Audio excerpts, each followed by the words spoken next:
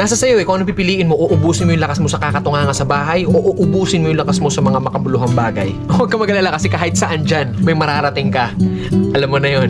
Hindi, ganito kasi yan. Dahil lang alam mong matagal at mapapagod ka, hindi ka natutuloy. Tsong wala kang mararating kung hindi mo pipihitin yung susi sa loob ng ulo mo. Gaano man kataas ang pangarap mo sa buhay, huwag kang matatakot sa pagod at sakripisyo dahil parte yun eh. Hindi ka makakakain ng kanin kung hindi mo sasaingin. Hindi ka makakakain ng ulam kung hindi mo lulutuin. Lahat ng bagay kailangan kilusan mo muna sa umpisa. Hindi tatakbo ang sasakyan kung hindi mo sususian, kung hindi mo lalagyan ng gasolina. Hindi yun tatakbo sa kung saan mo siyang direksyon dapat dalhin.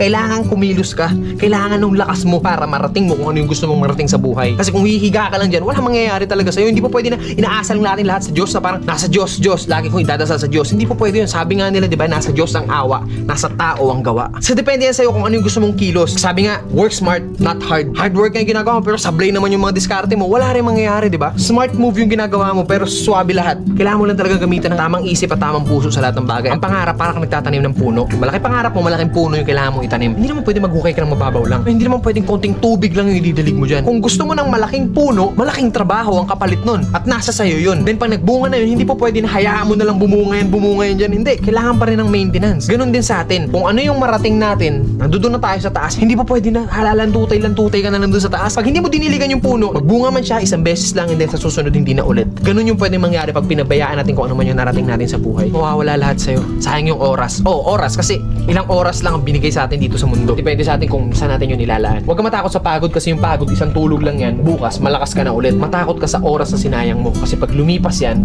kahit tumambling ka pa ng 100 beses dyan, hindi mo na mababalik yan. Ano man ang landas na tinatahak mo ngayon, mabagal man ang pag-usad mo, ang mahalaga, umuusad ka. Hindi, nakastuck ka lang sa comfort zone mo, men, sablay yun. Kailangan mabagal man yung movement mo, pero hanggat umuusad ako, still, umuusad ako. Darating at darating ang panahon na lahat tayo makakarating sa gusto nating puntahan. Pare-parehas lang ang kinakain